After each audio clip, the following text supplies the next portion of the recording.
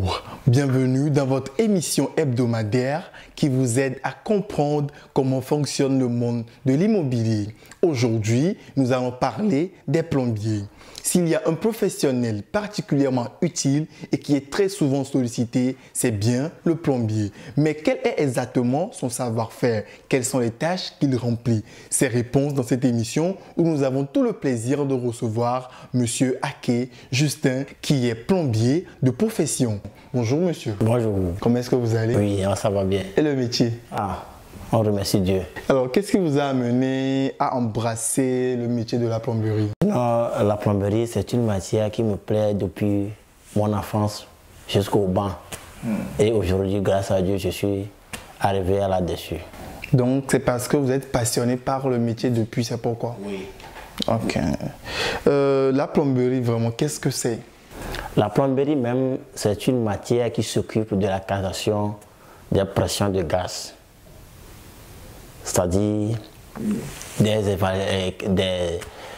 évacuations, des canalisations, des poses, des choses, des WC autres, des appareils, c'est-à-dire domestiques.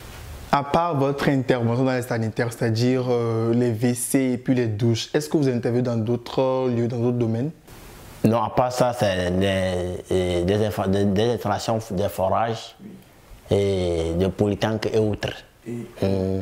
Donc la plomberie même est basée sur le bâtiment. Sur le bâtiment. D'accord. Donc il n'y a pas de plombier industriel? Plomberie industrielle, bon, pas encore du tout. Hein. Quelles sont les qualités qui sont requises pour être plombier? Pour être plombier, premièrement, tu dois apprendre la plomberie et techniquement, tu dois maîtriser ton métier. Oui. Et au-delà de ça, qu'est-ce que le plombier doit avoir de particulier pour pouvoir bien travailler? Première des choses, il faut avoir les matériels de la plomberie, les marteaux, les burins, les pinces, les perceuses et autres. D'accord. Donc, pour faire le métier de la plomberie, on n'a pas besoin d'être intelligent, d'être ingénieux, de savoir comment créer les choses, de savoir comment poser les choses. On n'a pas besoin de faire tout ça là. Il y en a aussi dedans, il faut être technique. Et surtout, tu dois un peu fréquenter aussi. Parce que tous les matériels de plomberie, leur nom, c'est en français. Oui. Donc, tu dois fréquenter un peu aussi avant d'arriver dans le domaine de plomberie. D'accord. Parlons des matériels. Déjà, sur le marché, on constate qu'il y a de nouveaux matériels qui viennent chaque jour. Comment faites-vous pour pouvoir vous adapter, pour pouvoir savoir comment les utiliser, les poser et tout ça? Ok, sinon, maintenant, sur le marché, les choses, les matériels changent de niveau chaque jour. Mais ce qu'il y a que les modes des poses et autres là, les autres ne changent pas. Ce que tu as appris auparavant, c'est le même système là, seulement c'est les matériels qui changent. Si tu as l'intention sur les anciennes installations que tu as appris avant là, tu peux faire les nouvelles choses aussi. Donc il n'y a pas de changement en tant que, il n'y a pas de changement dans le domaine de poser, de pouvoir mettre en place les dispositifs? Non, il n'y a pas, seulement il y a il y a les différentes, des nouveaux systèmes maintenant, mais les poses même, ce sont les mêmes seulement. Ok, des nouveaux systèmes, c'est-à-dire, vous pouvez parler de quoi par exemple? Par exemple, aujourd'hui nous avons certains tuyaux qu'on les appelle les PPR. Autant que bien avant, nous avons les pressions que nous avons utilisées avant. Maintenant, les PPR qui se sont venus là, c'est une technique seulement qui a changé. Par exemple, les PPR, on ne le colle pas avec le colle. Il y a des appareils. Bon, au cas où tu sais que ici, là, tu dois placer un coude. C'est la même chose qu'au coude de PPR. Tu vas coller avec la machine, il y aura le coude là-bas. Ici, il y a un T, c'est le T. C'est le T là que tu vas utiliser. Seulement, le collage là qui a changé. Et oui.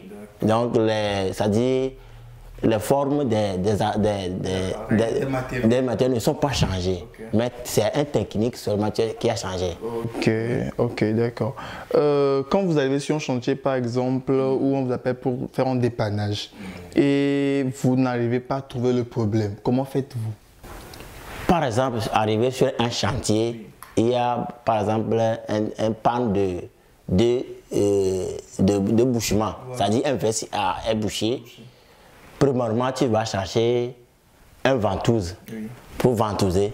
Si voilà, ça va passer. Si par exemple, ça peut être un papier génique qui a bouché, quand tu as ventousé, il y a pression là, ça va s'évacuer. Au cas où ça ne s'évacue pas, nous avons une technique au cours de l'installation qu'on appelle le regard. Tu vas ouvrir le regard là, voir si c'est dans le regard qui a bouché. Et quand tu as ouvert le regard, tu vas chercher un fer là, long comme ça là. Tu vas mettre ça dans le tuyau pour voir, pour enlever les déchets qui sont bouchés le tuyau. Oui, c'est la technique là qu'on fait pour trouver un pan là. Et au cas où vous faites tout ça là et que vous n'arrivez pas à trouver vraiment la panne, vous faites comment? Bon, au cas où vous avez fait toutes les techniques, vous n'arrivez pas à trouver les pannes. Le tuyau d'évacuation là est passé dans la douche, arrivé dehors, jusqu'à aller dans les fosses septiques. Bon, vous allez ouvrir le fosse septique, voir si c'est rempli ou pas. Si c'est rempli ou pas. Donc, si vous avez ouvert le fosse et vous avez vu que le fosse est rempli ou bien c'est pas rempli afin que la panne n'arrive pas à détecter. Donc, vous allez chercher une autre moyen. De refaire repasser un autre tuyau, condamner ça là, pour pouvoir éviter tout problème. Tout problème. Dans le processus de la construction, à quel niveau vous intervenez? Bon, au cours de la construction, après les fondations, et afin qu'on ne fasse les chapes sur les fondations là, on fait le plomberie, la première partie qu'on appelle évacuation. Des WC, les toilettes et tout là. Vous placez les tuyaux. Vous placez les tuyaux. Et les montages qui vont aller en haut, on les place en même temps. Avant que nous fassions les chapes. D'accord. Oui. Donc c'est à ce niveau que vous intervenez. Oui. Maintenant, dites-moi, si par exemple, il arrivait que on ne vous a pas sollicité au début de la construction et que le plombier qui était là, il n'a pas bien placé ces tuyaux-là. Ou carrément pour les WC, il a utilisé un tuyau qui est très petit, qui n'arrive pas à évacuer vraiment les sels. Comment vous faites pour pouvoir réparer tout ça? À ce cas-là, on t'avait appelé, tu es arrivé sur le chantier en tant que plombier. Premièrement, tu dois vérifier tout ça, là, ce que l'ancien plombier a fait, si c'est vrai, si c'est normal, si c'est bien fait. Au cas où ce n'est pas bien fait, premièrement, avant de vérifier, tu dois voir c'est quel tuyau il a utilisé pour les WC et c'est quel tuyau il a utilisé pour les douches. Si ce n'est pas le cas, tu dois refaire une autre installation. D'accord. Parce qu'il y a des différents types de tuyaux. Voilà. Il y a les tuyaux 100, les tuyaux 110. Voilà. Bon, souvent, c'est les deux tuyaux là qu'on utilise pour les WC. Les tuyaux 100 et les tuyaux 110. Ça bon, c'est un peu grand, puisque le WC peut passer rapidement. Et il n'y aura plus encore trop de bouchement. Oui. Donc, tu devrais déterrer. Si tu n'as pas bien fait là, tu es obligé de déterrer tous les tuyaux là et refaire ça en normand sur ton plan même. Ici, par exemple, c'est tout un hôtel, c'est un très grand immeuble. Vous faites comment? C'est un hôtel déjà construit. Et qu'il y a un problème de plomberie très compliqué. Vous faites comment pour pouvoir gérer ça? Bon, en ce cas, tu es obligé de casser. De casser les murs, replacer tous les tuyaux pour pouvoir éviter les problèmes. Sinon, si tu veux faire un jonglage là, parce que le plomberie, moi je vois que c'est une matière très intéressante dans le bâtiment.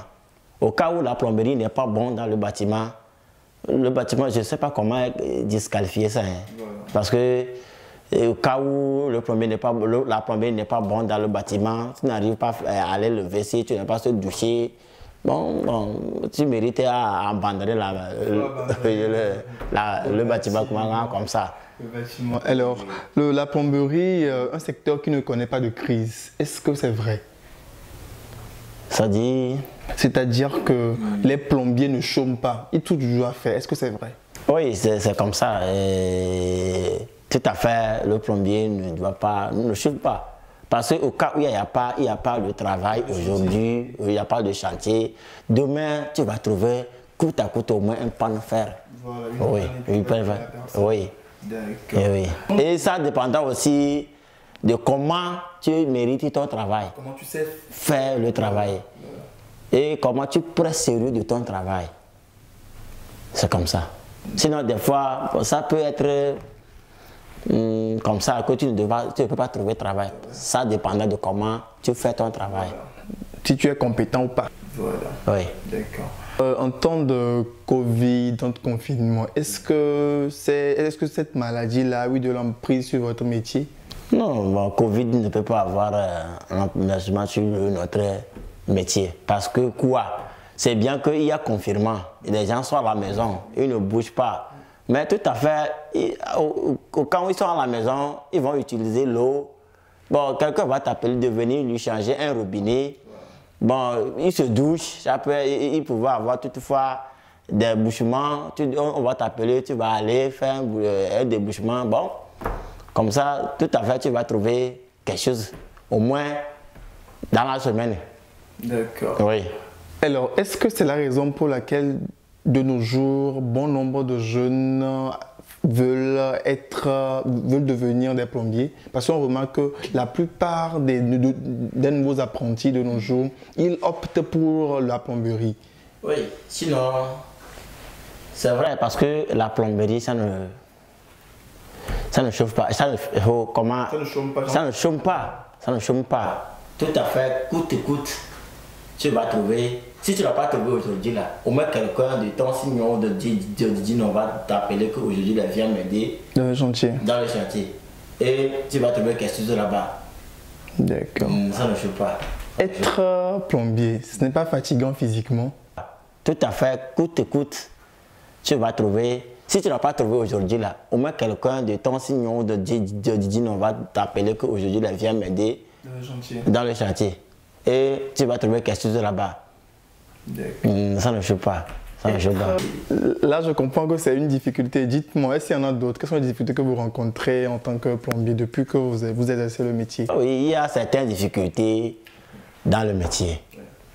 Il n'y a pas un métier, il n'y a pas de difficulté. Donc, des fois, tu vas raconter, même certains clients que tu vas raconter là. Des clients problèmes. Tu vas, comment dire, tu vas t'énerver que tu as trouvé ce client. Voilà. Oui, parce que des fois, il va te gêner. Même ce que tu fais là, l'instant que tu fais, il ne connaît rien même. Il va te dire de me faire ceci, de me faire ceci, de me faire ceci. Or, toi, tu vois que si tu as fait ça là, ça ne va pas là. Mais quand même, il te dit que fais-lui ça. Et tu es obligé. Et ce qui est mieux dedans, avant de faire ça, tu devais l'expliquer que tu es le maître de ton travail. Voilà. Donc quand je t'ai fait cela, ça ne va pas t'aider et ça ne serait pas bon. Mais au cas où, comme toi-même tu veux que je te fasse ça là, si tu fais ça et ça crée un problème après, ne m'appelle plus, ne me dis rien. D'accord. D'accord. Et des fois aussi, il y a au cours du travail ou bien autant que tu as fini ton travail, les carreleurs vont faire le carreau dans les douches, on te casse les tuyaux dans les murs, on te casse les tuyaux dans les sols, où c'est très difficile de réparer ça encore. Voilà. Donc, vous faites comment alors? Obligé. Et est-ce que le maître d'ouvrage comprend que la faute ne vient pas de vous? Et c'est ça qui fait que s'il y a des maçons ou bien des travailleurs compétents, au cas où tu as gâté le travail de ton prochain, tu dois l'appeler. Tu ne devras pas mettre ciment sur ça et dire que bon, comme tu as collé ça avec le ciment, c'est fini. Or, la plomberie n'est pas comme ça. Au cas où un tuyau est cassé là, rien ne le colle sans que nos colles que nous utilisons. Alors, pause publicitaire. Voulez-vous un cadre de vie somptueux et agréable? Investi Diaspora met en vente une villa de haut standing construit sur plus d'un lot et demi, situé dans le quartier Ejranawe, non loin du boulevard Hahou. Composé de 13 chambres, 14 salles de bain, un bureau, 4 cuisines et 5 balcons, cette villa vous offre un confort inouï. Au rez-de-chaussée, un salon ovale, luxueux à 2 niveaux, des chambres confortables avec air conditionné, dotées de dressing spacieux avec salle de bain moderne. Un grand balcon surplombant la villa offre l'espace idéal pour vos réjouissances, cérémonies et d'hiver, un jardin aéré pour vos détentes et une arrière-cour ouverte sur un paysage verdoyant. À votre disposition, un garage pouvant accueillir 8 voitures. Pour tout achat, vente ou location d'immeubles, faites confiance à votre société immobilière Investi Diaspora.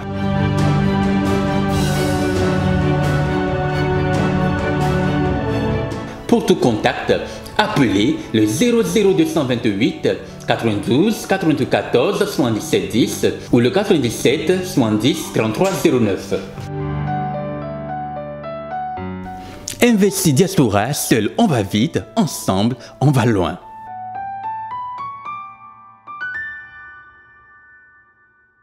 Nous vous rappelons que nous sommes sur ce plateau avec Monsieur Ake Justin, qui est plombier de profession. Monsieur, dites-moi, comment vous arrivez à pouvoir vous faire de la clientèle dans ce métier? Bon, pour pouvoir trouver des clientèles, première des choses, tu dois maîtriser ton travail. Si tu maîtrises bien ton travail, tu l'as fait 1 et 2 clients. Et ils se sont vus que ce que tu l'as fait là, c'est un bon travail. C'est eux-mêmes qui vont te retrouver des clients. Voilà. Parce que au cours que le travail est bien fait, il y a leurs soeurs, leurs frères, leurs grands frères, même jusqu'au pays étranger. Au cas où ils ont vu que le travail est bon et leurs frères aussi veulent construire, faire ceci, ceci, ils vont leur dire que c'est comme ça, ils ont un plombier qui travaille bien, qui maîtrise bien son travail. Et eux aussi, eux autres aussi vont t'appeler. Et partant de là, un à un, là, tu vas trouver des clients. Et des fois, tu ne peux pas avoir de temps pour les satisfaire aussi. Voilà. Donc pour se faire de la clientèle, il faut être diligent, il faut être sérieux dans son travail. Oui. Parlons de vos prestations. Un devis d'une chambre au salon, par exemple, le côté plomberie, ça va coûter combien? Bon, et la plomberie de bâtiment même est divisée en 3 tas. Okay. Dans la première partie, nous les appelons évacuation. Ça provient des tuyaux d'évacuation de WC, douche, lavabo, baignoire et autres. Donc c'est la première partie. Donc, par exemple, moi-même, un WC douche complet comme ça, faire l'évacuation, c'est sorti, pas encore amené dans les fosses étiquettes puisards là, je le fais à 45 000. Okay. D'accord. Monsieur Ake Justin, quel sera votre mot de fin, votre mot à l'endroit de ceux qui nous suivent actuellement? Ok. Sinon, mon mot de fin, premièrement, de vous remercier et de remercier aussi ceux qui vont nous attendre après, que la plomberie, c'est un bon métier. C'est un bon métier que si toi-même tu aimes le métier et tu donnes tout ton cœur à ce métier, tu seras habitué et le métier va beaucoup te rapporter. Oui, il va te beaucoup rapporter. Il va te beaucoup rapporter. C'est un métier qui ne chôme jamais. Et si tu maîtrises bien le métier, c'est le métier même qui va t'amener à faire assez de choses. Okay. Merci beaucoup. Monsieur Justin, merci. Oui. Nous vous rappelons que nous étions sur ce plateau avec Monsieur Ake Justin, qui est plombier de profession. Nous voici à la fin de cette émission. Merci de l'avoir suivi et à la prochaine.